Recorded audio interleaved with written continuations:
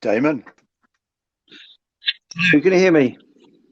Yeah, loud and clear, mate. Bloody hell, it's good to be connecting with a pro who's far more competent at this than me.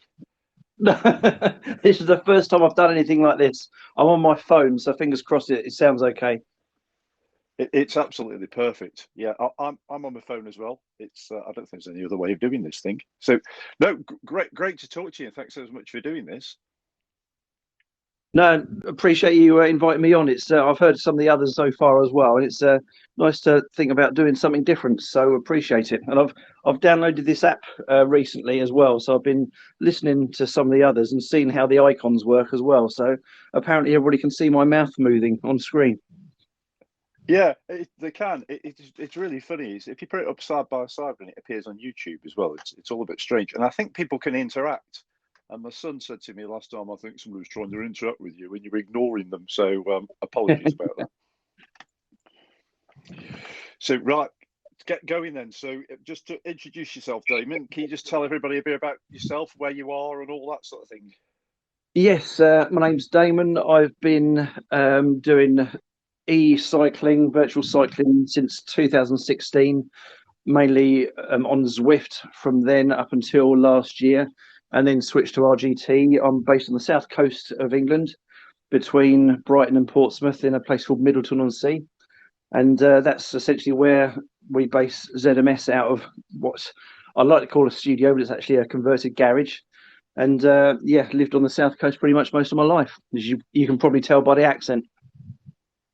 Yeah, you can tell by mine as well. I'm originally from Stoke-on-Trent, Stoke-on-Trent. Oh, Can't even say it. That's one of the things about when you're born in Stoke-on-Trent. You're born with a speech impediment. Um, we say words like Luke and Book. yeah. Most of the people's aggravation. But you're in a far. I'm in South Derbyshire now, but you're in a far more beautiful thing. You know, these mad times, we absolutely long to be by the sea. Yes, we're very lucky. We've got quite a open expanse of beach here, so we do make the most of it, and the kids appreciate it as well. Because we've got three little nippers, and this lockdown has certainly been very testing, shall we say? I bet it has. Oh, crikey. Yeah, yeah. Your heart goes out to everybody who struggled during these times. I was watching BBC Click this morning. They were showing that some kids have been educated by these little bots, particularly autistic kids during the pandemic, and it was absolutely brilliant to see some real good tech. It's a Yeah, bit yeah. different to the stuff we do. No, certainly. Right, let's get to it. So I'll send you some questions then. So I Yeah. must admit, me myself, I'm blinking useless at live streaming. So you're the real guru, and I've noticed that live streaming has absolutely exploded since the pandemic. People I would have never thought of live streamed, which is great. So how did you get into live stream? When did it all start, and what sparked the interest? Yeah, it's I mean, it's great seeing so many people doing it, as you say, and that's kind of where I started just under 2 years ago now. And there's a few of us who were part of a group, and one of the guys on there did a lot of streams, and some of us started like getting involved with that, get like chatting about what graphics cards were. Because 2 years ago, I had no idea what a GTX 1650 blah blah blah was, and started getting a little bit interested in it. And there's four of us who kind of like went our own way, and that was myself, Benny, Regan, and Damien, who are still kind of like my support group at the moment. And we started looking at ways to do multi-screen views so we could all be on screen at the same time, because not many people did that. Usually it was either obviously the main Zwift broadcasts, or people would be doing their own individual webcams with them doing their race, but we wanted to do something a little bit different so we could have all of our races or race views on screen. And that's really where it started, just trying something different, and really just it's evolved from there on the multi-screen side of it, which is where our name came from as well originally. Yeah. So what does it stand for? Originally, it stood for Zwifting Multi Streamers. So that was the main name, but around about the same time as when a few groups started getting attention using the word Zwift in their name. So we decided just to drop it and just abbreviate it. So most people from around then knew what it stood for, but we didn't want to get any letters about using the term Zwift or Zwifting in there. So it's just stuck as ZMS, which has obviously benefited us a little bit later because we don't concentrate just on one platform anymore. So what? Wait, oh right, okay. So I'm slightly deviating. Sorry from the question I sent you before. So Yeah. which platforms do you stream? Predominantly now it's RGT. We still do. Last weekend I did a big charity stream for Chris Hopkinson and his team who were doing the 24-hour attempt. So we still do a little bit of Zwift, but we kind of last year we got involved with Vive la France, which is by the group WKG, who have quite a big Zwift prominence as well. And they did a big event, 21 stage event on RGT with their guys. It was through Marcus Neal, Paul Nichols, and a few others who did a fantastic job at setting things up there. So I dabbled in RGT a little bit at the time, but in terms of streaming, they didn't really have a fan view similar to Zwift. So I didn't really do what I did on RGT as much. I just rode on there occasionally. But then John Bytheway contacted me when I just expressed an interest. Shame I couldn't stream. And he said, hang on a minute, we've got some beta tools we're testing, which, funnily enough, I think last week went public to everybody else on some additional tools for fan viewing and so on. So we got involved with RGT and kind of dropped Zwift a little bit, purely because we got so heavily involved with things like the Echelon Racing League and USA Cycling. Oh, yeah, of course, they've been massive, crikey. Yeah, I was when those guys got involved. Big, for anybody who doesn't know, these are real proper big outdoor events that also gone indoors now in RGT. I wonder what the traction would be like, and it's just been massive. Great league. Great. It's evolved quite a while. I mean, I had no idea, what the guys really did until they contacted me and started chatting with Eric and Frank over there. And I mean, they do a great job, and it suits what we do as well, because we've evolved into tailoring for their needs, but it's also suiting other events now as well. So it's really come along the last few months, weeks, and so on. And so for live streaming then, Damon, what gear do you use?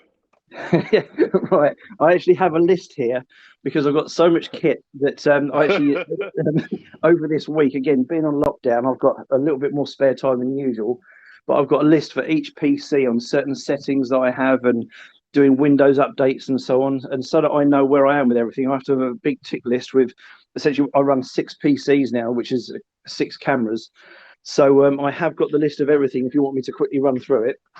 Oh, please. This is probably more for the techie people out there, and a lot of this is I also give Dave on the Zwift PC Master Race a shout out as well, because a lot of the stuff I've learned and bought has been based on how you can get a good Zwift setup for under £200, and some of these are. So my lowest spec is an AMD R7 360 on a very old computer, which just about runs RGT on Ultra but can't run Zwift.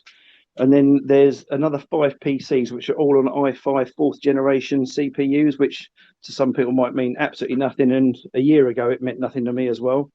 And I've got a GTX 650 Ti, a 1050 Ti, a 1650, an RTX 2060, and an RTX 2070, which that last one is the main machine that does most of the work for everything now. So on the graphics card front, that probably fits into this, and you can see I'm as probably my knowledge. I'm supposed to be expert on this stuff, and let me just tell you, I'm not. So I think I'm just curious. So so what's the graphics card? What's the actual minimum graphics card you need to use for live streaming? For live streaming, the lowest I've used so far is the 1050 Ti, which is what I first started on. I got a second-hand PC. Which was just under 2 years ago, and the only bit of new kit was the GTX 1050 Ti, which was what I was told was the best that I'd get something out of without spending an absolute fortune in case I didn't really get into it. And I think at the time it was around about 140 odd pounds, whereas now they're selling, I think, for about 200 because of the current situation. But it did the job.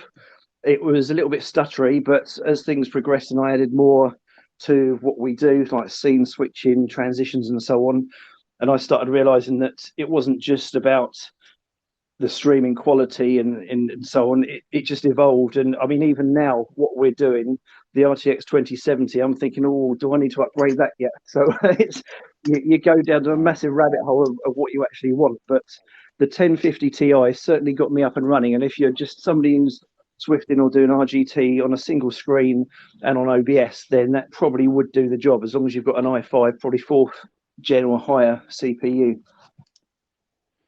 I'm just looking for the prices at the moment, because I know my son does a bit of trading. Anything, shoes, everything. I know graphics card is the latest thing. So Amazon on an RTX 2070, I bet they're not even available. Not even available. How about that? Just shows you, doesn't it? Crikey, right? Oh, I'll just go into slightly. A lot of the 3000 series, the newer ones, are taken over, but because of the shortage, the 1050 Ti is actually coming out as being a bestseller again. Because, and again, this is just stuff I'm reading on some of the forums, is that it was end of life, but now because of the price point, it's not good enough for doing all the bit mining that people do. Like, again, I've got no idea about any of that, but it's good enough to run things like Zwift and RGT and some of the other games. Amazing. I've just a slight aside. My day job, I work in financial services, and there's a company that's been a company in Bristol. Apparently, 2 guys set up, developed a new gaming chip. Isn't even to market yet. 2 years ago, the valuation of the company was 0. It's just been valued by Microsoft at 1.6 billion. Wow. So yeah, I'm definitely in the wrong game then. It'd be nice. I was just thinking, how can I get to chat to them to get one to test? Apparently, Mercedes-Benz and BMW have got interested because they think it might have the power to run, self-driving cars. Wow, incredible! Yeah. Absolutely incredible stuff. Well, it would be incredible, because I'll tell you what, my Tesla can't self-drive. Anyway, that's another story. Right. So you're live streaming. So you've got flat screen TV, you've got your turbo trainer, you've got these 4 cameras or 6 cameras, sorry, which are PCs looking at the event. Yeah. They've got great gaming chips. And what about actual physical cameras as well, like looking at you guys, and what do you use for that? I don't do anything on screen myself. This is where we went down a different route. I've got webcams mainly these days for Zoom calls, as you know, everything's gone online in terms of that. But I'm not really someone who streams myself as such, which is again where we started. But it's evolved where it's almost like we provide a service for other people, like where it evolved with Echelon. That's the pro guys like Brad Sainer and his guy in the studio, Mark Zalewski. The guys I deal with there, they are used to having motorbikes or points on course where there's a camera. They have it all on screen and choose the different view. So that's essentially what we've got now virtually, predominantly with the RGT setup, where I can position my cameras or my bots wherever I want, or at the front of field, on the peloton, further down the field, and so on. They have all the camera feeds. So I've got them all on screen here. We send it straight to their studio in the USA. And they then choose what feeds are live, and they tell me on the comms what they want next. And so we're doing lots of stuff that isn't live. So when it goes live, there's a particular rider in focus, or part of the peloton, or the front of the group. So we essentially treat it as a proper camera studio now, rather than somebody who's live streaming. So it's a very different setup to even what I thought it was even 6 months ago. Well, there is different. So, do you have to use any type of interface for switching the cameras over, or is that at their end? How does all that work?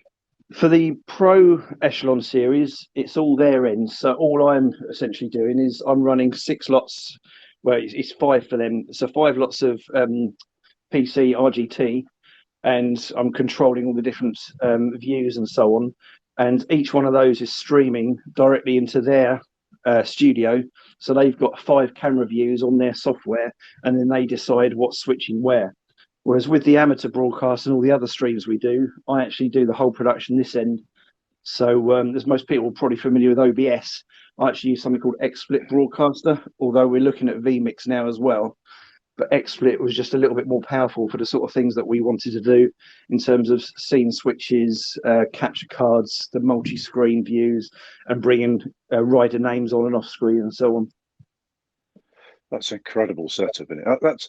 That really is an evolution. I'm just trying to think back in 6 years ago when people, was it 7, when people climbed on Zwift and started doing virtual cycling for the first time. I would have thought we'd get to this now. I just think it's fantastic, really. So when you're looking at an experienced Zwift broadcaster, and now because I'm just thinking, not even a live stream, you're a broadcaster. So you got the Zwift broadcaster and then a RGT broadcaster. What's the difference for the fans of watching the two different races? What have they got to look out for? What's the experience like, if you get me, the difference?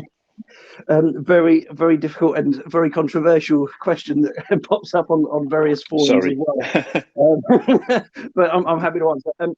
It's difficult with Zwift. I used to do a lot of different things where, and if you go on the ZMS live stream Facebook page, you can see the stream that we did for the 24-hour attempt last weekend. I like to change things of the GUI because Zwift, obviously, you can't bring stuff in and out. So I try and change things to how I want them, or bring them in focus with a little bit of clever stuff that, again, I do with Xsplit.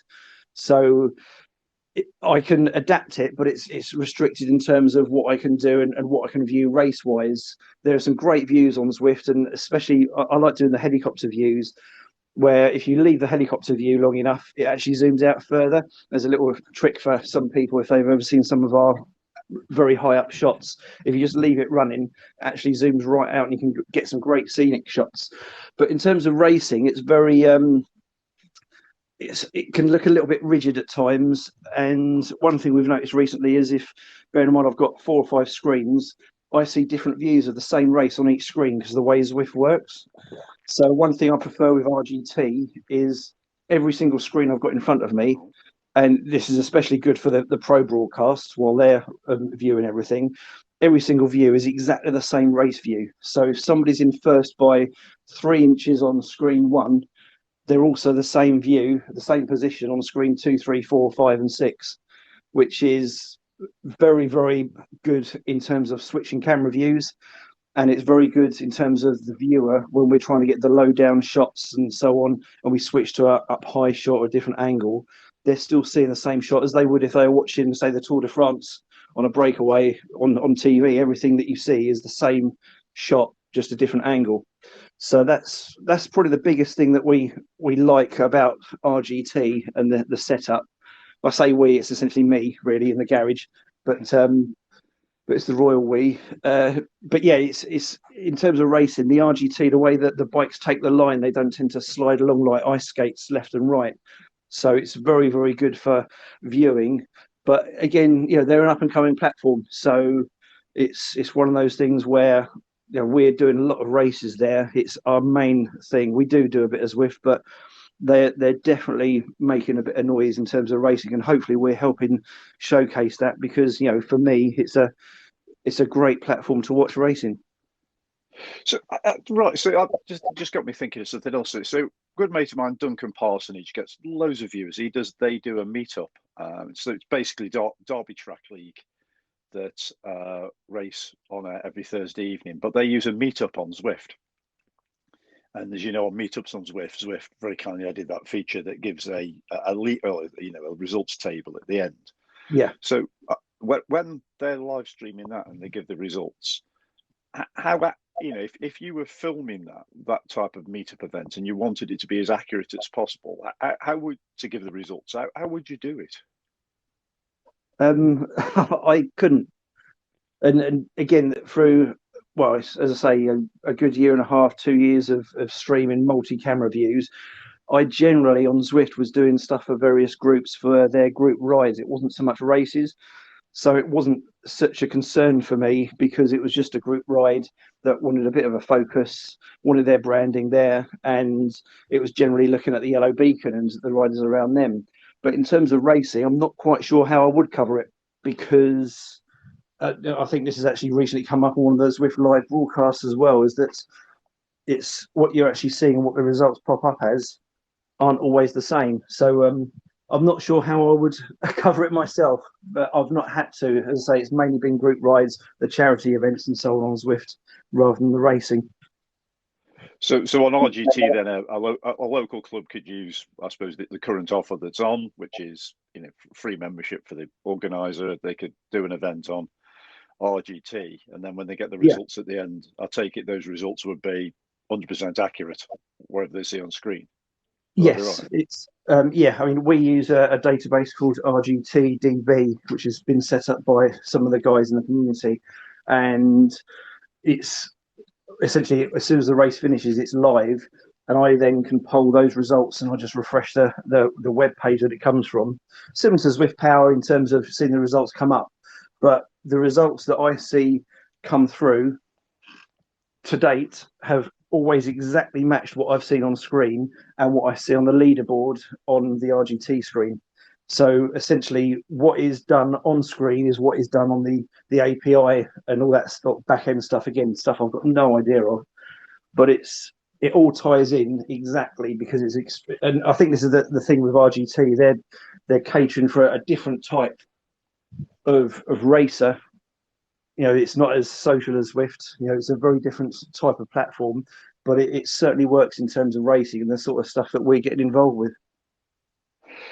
So that just leads me a slight tangent, sorry, but I think it's pertinent for anybody who's relatively new to using, online cycling for either racing or for live streaming. What internet provider do you use, and what tips have you got on the internet that people subscribe to? Again, a big learning curve through RGT, and I've just recently seen a Zwift Insider post about internet as well. They're very two different platforms in what they need, but at the end of the day, you still need a decent internet connection. Up until recently, I just had Sky on a Sky router, and I'm partly in that industry in communications and broadband connections and so on. So I know a little bit about it, and a Sky router is probably worth about £5. And people have got sort of these, £4,000 bikes, £1,200 turbos, massive 50-inch TV, gaming computers, and then they've got a little £5 router and a home broadband and expect everything to work well all the time. And it's again, this is on both platforms. It's different issues on both platforms in the way they work. But I've now got two broadbands here. The second one's a business broadband who is through a supplier that I deal with on a business level, and it's only about £10 a month more than the Sky broadband for a business grade broadband coming into the house. So I also put a Draytech router, which is only about 160 odd quid, but it makes a big difference to the quality. And people like say, "Oh, my Zwift or my RGT's dropped out. Oh, I can't believe it. More problems." But I now run 6 PCs plus my laptops plus 6 mobile phones on this broadband, and touch wood, it works. So it's testament to whenever you see people talk about having a decent internet connection, it's worth. And again, people are happy for people to come and talk to me to find out how to get this business grade as well. But certainly, it's about having a decent router and a decent supplier. And touch wood, I've not had issues with Sky, but it's getting a decent router that's a big thing as well. So do you Wi-Fi in or Ethernet in? All PCs are Ethernet hardwired. Some of them are straight into the router. Then I've run out of ports there, so I've got a gigabit switch on there as well. So I've got cables running up and over everything to where the PCs are. And then I've got with RGT, you've got the screen app, which is the PC app, and then you've got the mobile phone control. Now, this is where, again, people discuss about having 2 devices with RGT. For me, it's a godsend because I've got cradles with mobile phones all on the Wi-Fi in front of me, and I can just touch quickly to change camera angles or do anything that I want to do to control, as well as the gaming keyboards as well. But it makes things a lot easier. But the Wi-Fi itself, and again, it's all about making sure that the screen app has most of the data connection. I limit the Wi-Fi to I think 10 meg down and 4 meg up. So the phones are connected, but they're not taking any more data than they need for the whole setup. So it's all about the streaming. That's a bit of a pro tip. So for the lay people, can you just explain just quickly what the difference is between having a business broadband and a domestic broadband? Oh, yes. And apologies if this is a bit boring for people, but it's something that's I've really got into recently. the business broadband essentially has a better contention ratio. So in busy times when you're watching your Netflix or so on your Sky or your BT or PlusNet or whatever, it'll dip down and during, especially like during the shutdown and so on, more people are at home online, so things tend to slow down the network because you're sharing it with a lot of people. Whereas with a business broadband, for instance, this is an 80-20 connection, so 80 meg down, 20 meg up. I see about 10 meg more than the Sky one on the download. So I get about 60 on the download on Sky on a good day, and it drops to around 35, 40 when it gets busy. On the main business broadband, I always see 70 or 71, almost exactly between those two figures all the time. So it's not shared with people during the busy times as such. Yeah, it's great.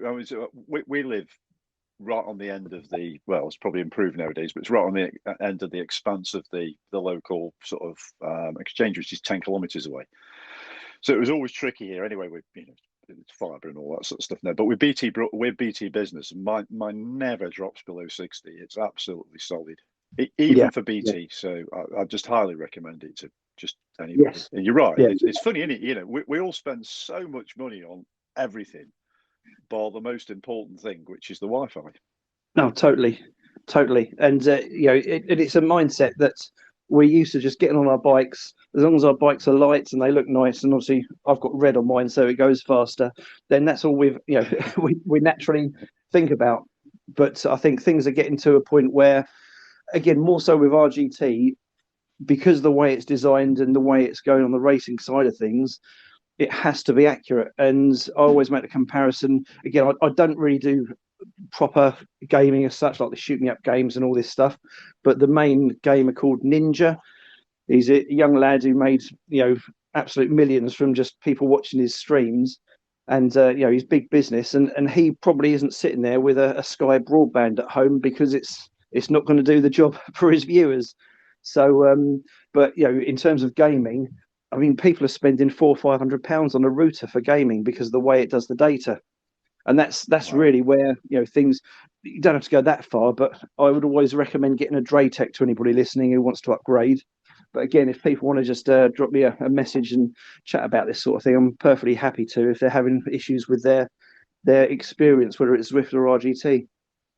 That's fantastic. Well, great advice from a pro broadcaster. That's pretty hell. Can't get better. I wouldn't go that far. Thank you.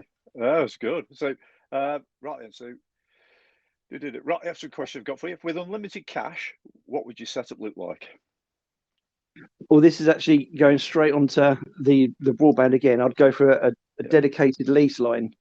So again, in that industry, you get a big pipe that's put right into your building. So if you think like the Virgin Fibre, that is essentially cable that goes underground, a lease line is a dedicated fibre pipe that comes from the exchange to your premises and gets you one-to-one contention, and you can go up to like 1 gig. So you get 1 gig download and 1 gig up, whereas with normal broadband, your upload is always around about 20-30% of your download.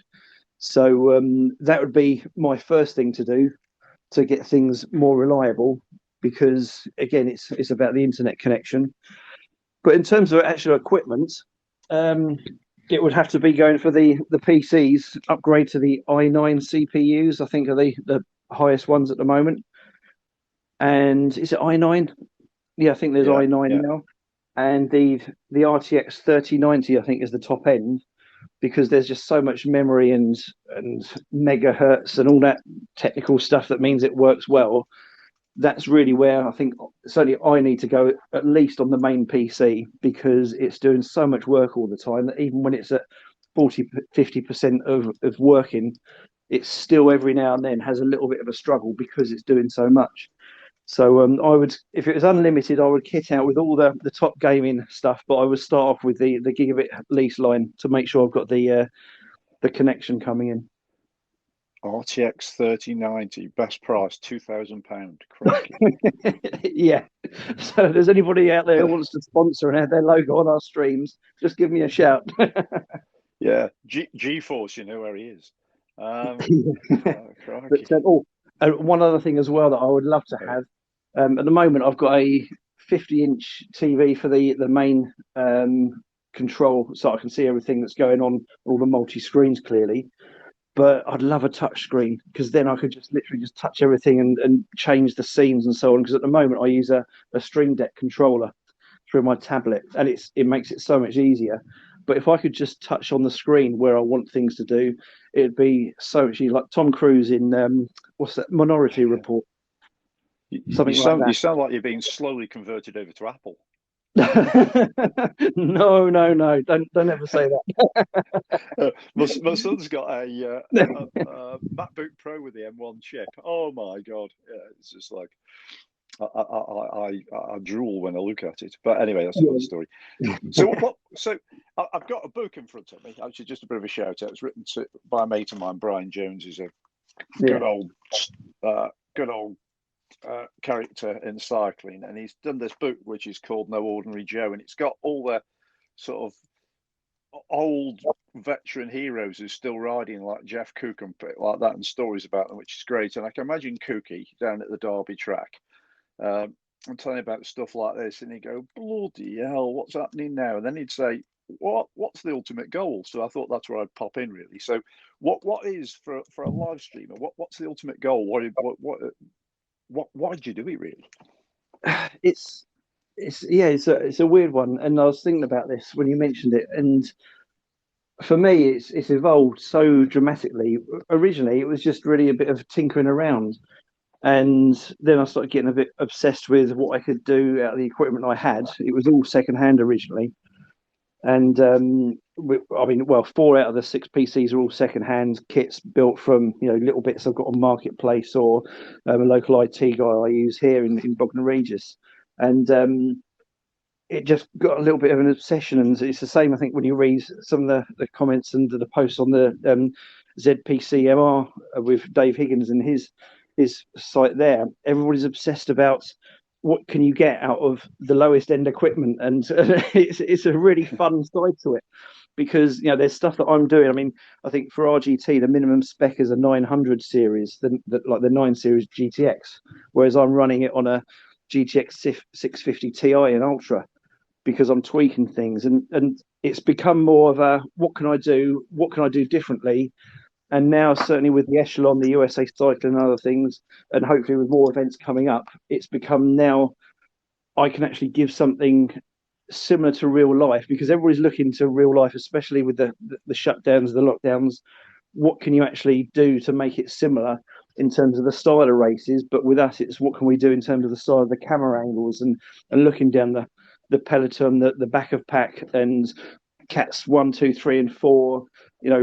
Again, one thing that we do with the Echelon stuff is we look throughout the pack and the different categories. Tonight we've got the amateur stream. We're covering all 4 cats at the same time in their own separate race. So in terms of the goal, I want to be able to keep doing that sort of thing for the more the community stuff like this, so that everybody gets a chance to be on TV as such and have their events broadcast and have something a little bit different, because there's so many great streamers out there. And the ones that are really doing it well are the ones who are just finding something a little bit different than everybody else. So it's hopefully it's something that people can get into, and they see what we do and it's different. But yeah, in terms of evolving, it's difficult to say where it's going to go and what the next goal is, because it has changed so much in the last few months. Yeah, I imagine there is difficulty, actually. It's even like YouTube, isn't it? If you look at some of the YouTube videos now, they're BBC quality. They're just absolutely fantastic, and the way in which they're just engaging to watch. And I suppose that's what you've got to do with live stream cycling. Ordinary. I've got the GCN app for watching live cycling. I just adore live cycling. Yeah. And then sometimes you jump onto a live stream and you go, well, this is really engaging. And I suppose that's it, and just keeping them hanging in there, which is brilliant. And I've got a question that just popped up. This has just come from Griffo, who's my son. It's come over WhatsApp. He said, what do you think to the Blackmagic, is it Atom mini PC for live streaming? No idea. I'd have to Google that up and have a look at the specs. Oh, but that's all right. No idea, I'm afraid. You probably just saved me a fortune, Damon. Yeah. Yeah. What's it called? Blackmagic, yeah. Yeah, I'll have to have a look and get back to you on that one. Yeah, that's all right. Good one. Good answer. So right then, so if you were to start again then, so if you what would you do differently?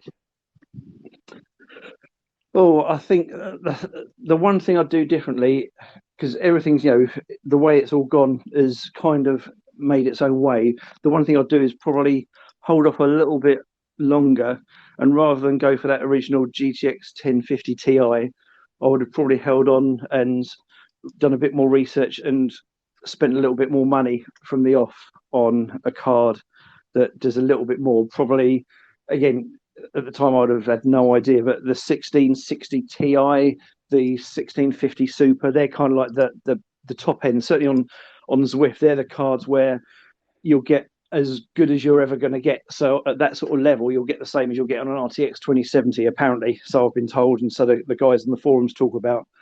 Whereas in terms of streaming, it certainly would have helped keep things a lot smoother in the original days.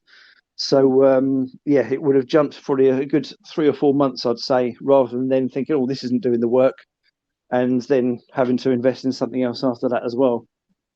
Yeah, that's good. That's really good stuff then. That's good stuff. So when you're live streaming your races, then what are your least favourite races to live stream or watch? Even? The least favourite right now, and some people think I'm actually joking about this, but I'm not. It's the big 25 loop crit circuits on the echelon races. They're absolutely fantastic to watch, but because I'm doing everything live on multi screens and I'm trying to keep the cameras out of the trees, my right thumb is working for about an hour to an hour and a half constantly. And if I just look away at another camera when we're doing the pro stuff, and they'll say something on the comms, oh, we want such and such on camera 3. As soon as I look away, all of a sudden one of the cameras is in the trees because I'm not concentrating on it.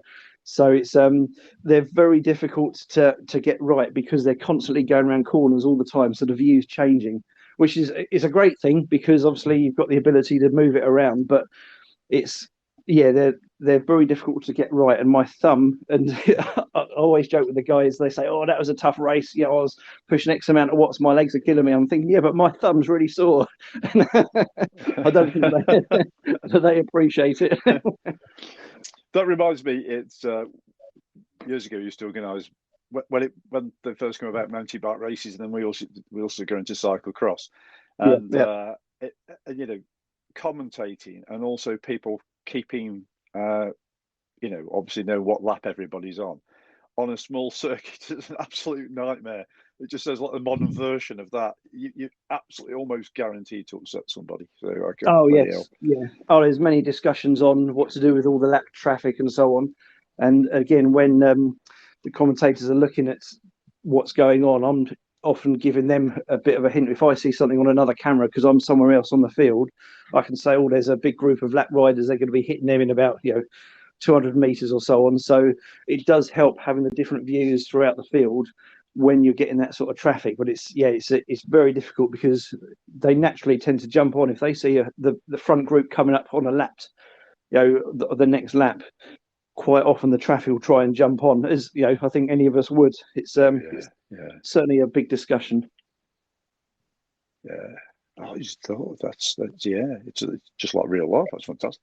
So but what's the best live streams then that you're involved in? Right now, it's something that I'm trying to get my head around. It's difficult to get right in terms of how to get the views right in what we do for the broadcast, and it's the elimination mode on RGT. It's absolutely fantastic to watch. And it's difficult because basically the way the format works is they have a number of laps. And again, one of the great things about RGT is I can now go on the app now, set it up within 2 minutes. I can have an elimination race ready for 10 minutes time that we can do. So you can choose how many laps you have where nobody gets eliminated, then choose the number of riders per lap. And it comes up on screen who's eliminated.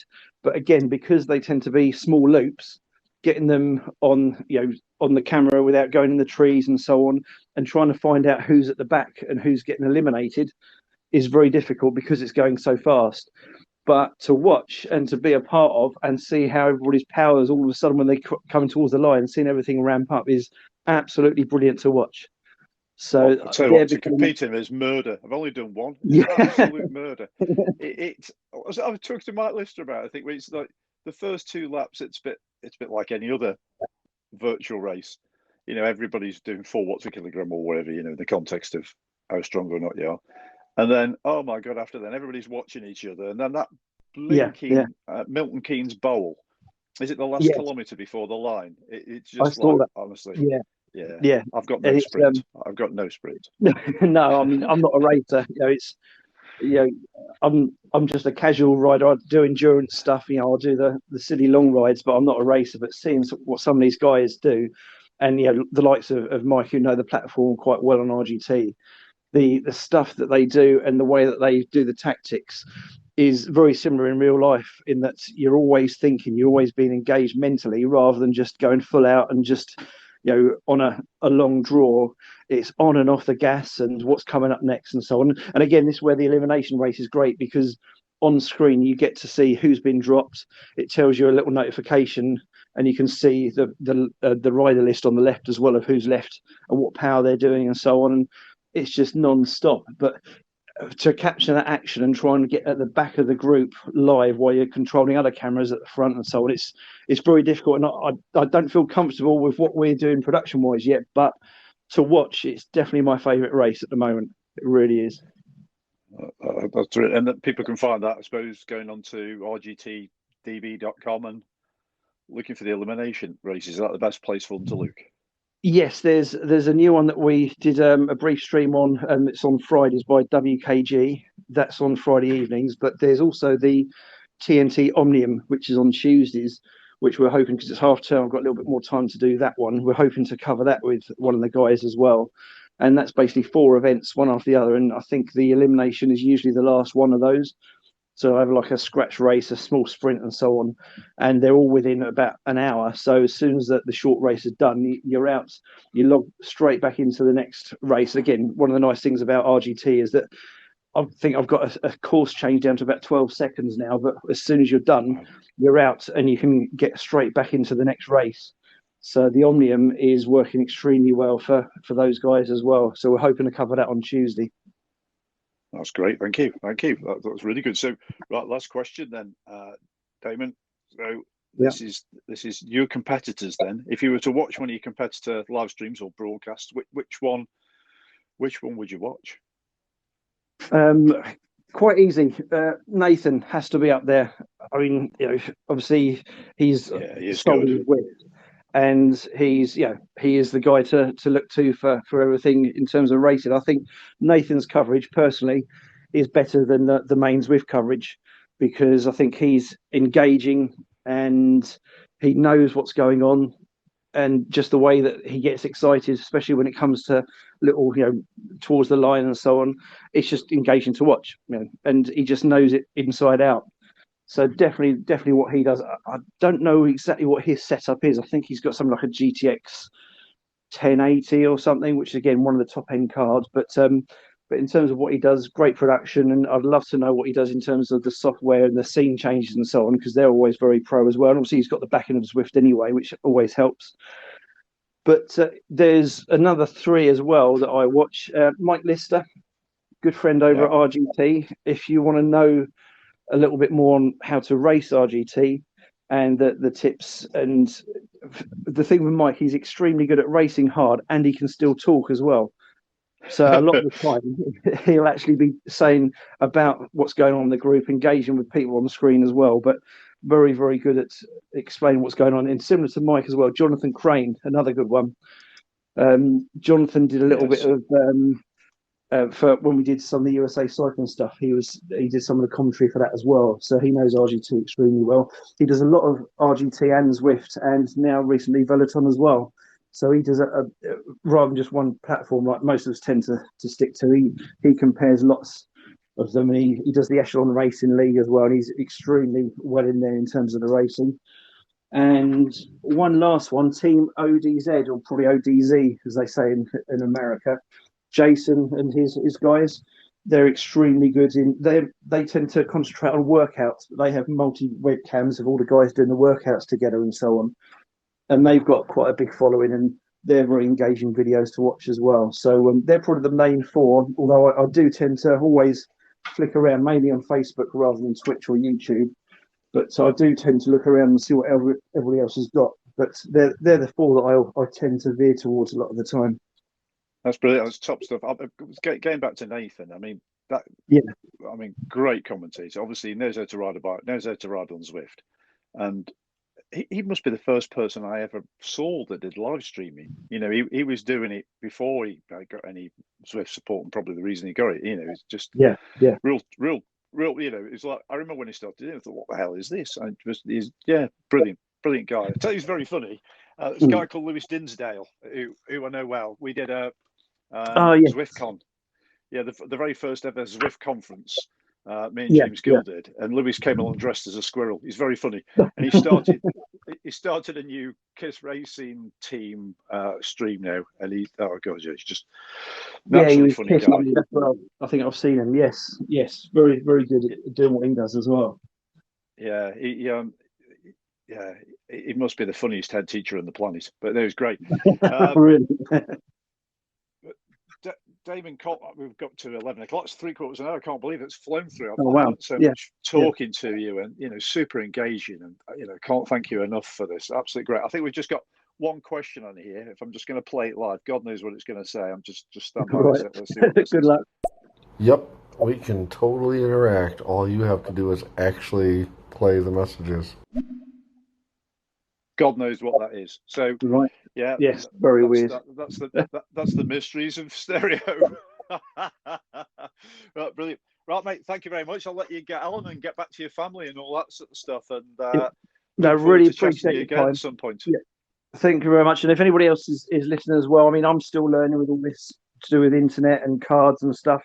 But if you see us on it's ZMS live stream on Facebook, but drop me a message, and if you want to chat about anything techie or whatever, I absolutely love it. So just point anybody my way, and I'll have a chat about things. That's absolutely brilliant, mate. How did they get in touch with you? That's an obvious answer.